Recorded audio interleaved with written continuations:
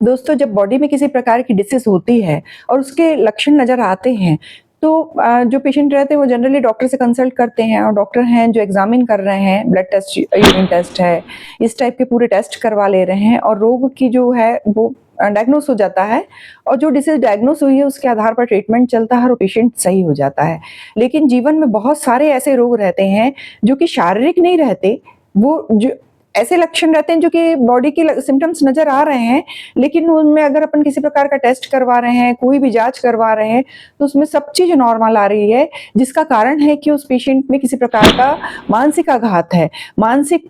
जो रोग है, चिंता है, एंग्ज़ायटी है, परेशानी, मानसिक कष्ट है, अगर किसी पेशेंट में है, वो पेशेंट बता भी नहीं पा रहा है, तो वो लक्षण ऐसे लोग जान सकते हैं जो उनके बहुत नियरेस्ट हों, उनके फैमिली मेंबर्स हों या जो उनको पहले से जान रहे हैं कि ये जो पर्सन है वो पहले ऐसा नहीं था, लेकिन उसमें अब बहुत सारे चेंजेस आ गए हैं, कुछ एब्नॉर्मल सिम्पटम्स आ गए हैं और उसमें किसी न किसी प्रकार के जो मेंटल ट्रॉमा रहता है, उसका कारण रहता है कि किसी प्रकार का ऐसी वो मेंटल शॉक को पेशेंट झेल के आया रहता है, जिसके कारण उसमें इस प्रकार के लक्षण जो डेवलप होने लगते हैं और वो अपने जो फैमिली मेंबर्स या जो उनके बहुत नियरेस्ट हैं, वही उस चीज़ को समझ सकते हैं और यदि वो इस टाइप के जो मेंटल लक्षण है, उनको दूर करने के लिए बहुत मानसिक रोग है और मानसिक रोग में जब तक कि उसके लिए परफेक्ट मेडिसिन ना दिया जाए या उस पेशेंट का जो एनवायरनमेंट है वो चेंज ना किया जाए, दूसरी जगह अलग से उनको सेपरेट किया जाए और उनके मन मुताबिक अगर काम किया जाए तो उस फिर उनके जो मानसिक जो लक्षण है वो धीरे-धीरे कम होने लगते हैं।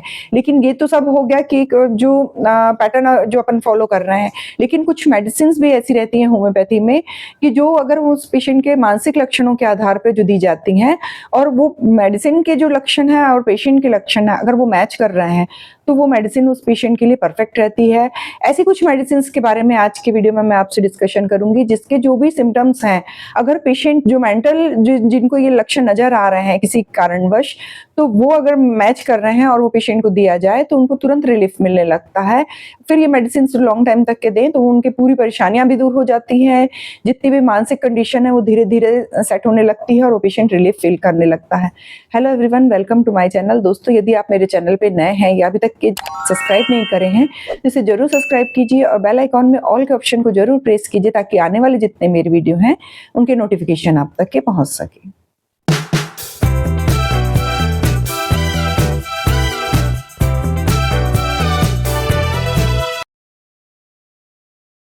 दोस्तों, मानसिक जो कष्ट है, ये जो मानसिक लक्षण नज़र आ रहे हैं, तो उसके लिए होम्योपैथी में जो फर्स्ट मेडिसिन आती है वो है इग्नेशिया। इग्नेशिया जो मेडिसिन है उसके जो सिम्पटम्स हैं वो इस प्रकार रहते हैं कि अगर इग्नेशिया जो है मानसिक कष्ट के बाद जो लक्षण दिखाई देते हैं, जैसे पेशेंट जो है वो मेंटल ट्रॉमा एक प्रकार का झेल चुका रहता है, पेशेंट है बहुत हँसता है, कभी रोने लगता है, अकेले में रहना पसंद करता है और जब वो रोता है तो बहुत सिसकियाँ ले लेके रोता है और हमेशा अपनी परेशानियों में खोया हुआ रहता है। इस टाइप का लक्षण अगर मानसिक जो अपने को दिखाई दे रहा है, इसके अलावा ये जो पेशेंट रहता है वो किसी से मिलना-जुलना पसंद नहीं करता है, अधिकतर वो अकेले में बैठ के रोना पसंद करता है, जिसका कारण रहता है कि मेंटल ट्रॉमा। इस प्रकार के शॉक की कंडीशन या मेंटल इंजरी जब पेशेंट किसी प्रकार से झेल चुका रहता है और इसमें इस प्रकार के लक्षण नज़र आते हैं, जो कि बहुत लंबे टाइम तक के नज़र आ रहे हैं और इसके अलावा इनमें हिस्टीरिया जैसे लक्षण नज़र आते हैं कि तुरंत जो है मूड जो चेंज पाया जाता है, कभी हँसना, कभी रोना। इस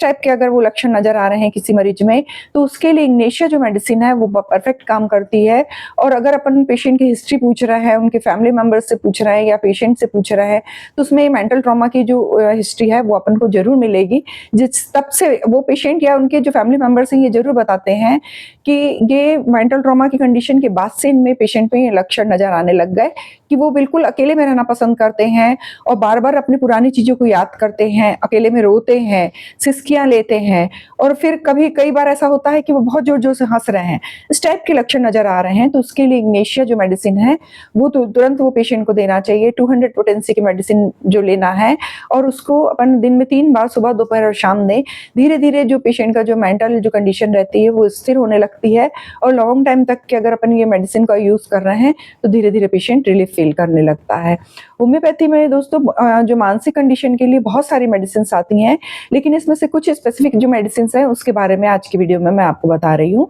जो सेकंड मेडिसिन आती है वो रहती है फास्फोरिक एसिड। फास्फोरिक एसिड भी इग्नेशिया के समान ही जो अपना वर्क करने वाली रहती है। जनरली जो कुछ बच्चे रहते हैं जो बढ़ती उम्र के रहते हैं, यदि उनको लंबे टाइम तक के हॉस्टल में छोड़ दिया जाए तो उनमें जो मानसिक कंडीशन डेवलप होने लगती है, वो अकेलापन बर्दाश्त नहीं कर सकते और जो मानसिक उनकी स्थिति रहती है वो डावाडोल हो जाती है और बहुत सारे मानसिक लक्षण नजर आने लगते हैं। जब बच्चे अपने पेरेंट्स से दूर हो जाते हैं तो उनका मन जो है बिल्कुल उत्साहहीन हो जाता है और उनको होम सिकनेस होने लगती है, जिसके कारण उनको बार-बार घर की याद आ रही है और ये कंडीशन लगातार बनी रहती है कि उनको बार-बार घर की याद आती है और फिर फीवर आने लगता है। कुछ समय तक के लगातार बुखार बना रहता है। ये इमोशनल कंडीशन के कारण रहता है। इस टाइप के लक्षण अगर पेशेंट में दिखाई देते हैं, उनकी जीने के प्रति उत्साह ही खत्म हो जाता है और हाथ-पैर से पसीना आना और इसके अलावा भी अगर मानसिक लक्षण देख रहे हैं अपन तो कि उनको कुछ अच्छा नहीं लग रहा, इस टाइप के लक्षण नज़र आते हैं, तब जो है फास्फोरिक एसिड जो मेडिसिन है वो 200 पोटेंसी में लेना है और उसको दिन में 3 बार ऐसे पेशेंट के लिए यूज करना है। तो धीरे-धीरे वो अपने पुरानी स्थिति में लौटने लगते हैं और अगर मेडिसिन उनको इफेक्टिव लग रही है, जैसे सूट कर रही है कि अपन देख रहे हैं कि 10 से 15 दिन तक के मेडिसिन कंटिन्यू कर रहे हैं और उसमें चेंजेस आ रहे हैं पेशेंट में, तो इसको 2 महीने 3 महीने तक के लॉन्ग टाइम तक के कंटिन्यू कर रहे हैं, तो धीरे-धीरे पेशेंट आपको रिलीफ होने लगता है और वो अपनी पुरानी स्थिति में वापस आने लगता है। मानसिक कष्ट, बेचैनी और परेशानी, जो मानसिक परेशानी है उसके लिए जो नेक्स्ट मेडिसिन आती है वो है नेट्रम्यूर। नेट्रम्यूर का पेशेंट रहता है जो जिनको फास्फोरिक एसिड जैसे ही क्रॉनिक जो पेशेंट रहते हैं, जिनको लंबे टाइम तक की शिकायत रहती है और ऐसा पेशेंट जो कि बहुत दुबला-पतला रहता है, अगर उसको बहुत अधिक मात्रा में मानसिक लक्षण नज़र आ रहे हैं, यानी उसको सिर में ऐसा लग रहा है कि जैसे एक बोझ रखा है, वज़न रखा है जिसको वो सहन नहीं कर पा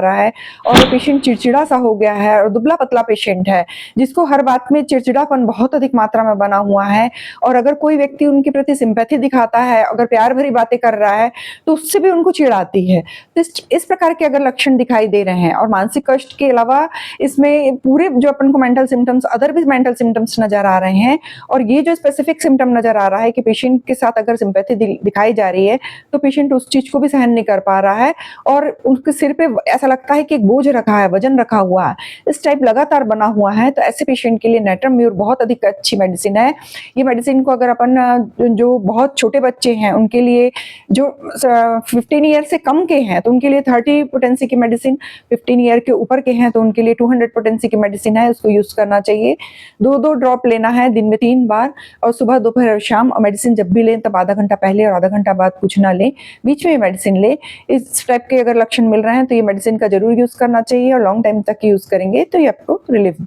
मिलने लगेगा और पेशेंट सही होने लगेगा। दोस्तों, इस प्रकार मैंने आपको जो मानसिक जो कष्ट है, जो कि किसी ट्रॉमा इंजरी के कारण है या किसी प्रकार के मतलब अब एक स्थान से दूसरे स्थान पे चले जाना, बिछड़ना या पेरेंट्स से अलग हो जाना बच्चे का, या पति पत्नी का अलग हो जाना, या जो भी तुम्हारे नियरेस्ट हैं उनका अपने से दूर चले जाने के बाद जो जिस प्रकार के मानसिक लक्षण नजर आते हैं, जो कि बहुत गंभीर कंडीशन से नॉर्मल जो सिम्टम्स हैं और वो पेशेंट नहीं फील कर पा रहा, उसके जो समीपी व्यक्ति हैं, जो उनके घर के हैं मेंबर या जो हमेशा उनके साथ रह रहे हैं, उनको अगर ये इस प्रकार के लक्षण नजर आ रहे हैं तो वो उसी समय पे अगर केयर करें तो ये मानसिक रोग ज्यादा बढ़ने नहीं पाता और ये मेडिसिन को अगर अपन लॉन्ग टाइम तक यूज कर रहे हैं तो आपको रिलीफ मिलने लगता है और ये मानसिक स्थिति उनकी पहले जैसी वापस आ जाती है। दोस्तों, यदि आपको मेरा ये वीडियो इन्फॉर्मेटिव लगा हो तो आप अपने फ्रेंड, फैमिली और रिलेटिव्स के साथ इसे जरूर शेयर कीजिए। ऐसे ही इन्फॉर्मेटिव वीडियो के साथ मैं आपसे फिर से मिलती हूँ एक नए टॉपिक के साथ नेक्स्ट वीडियो में।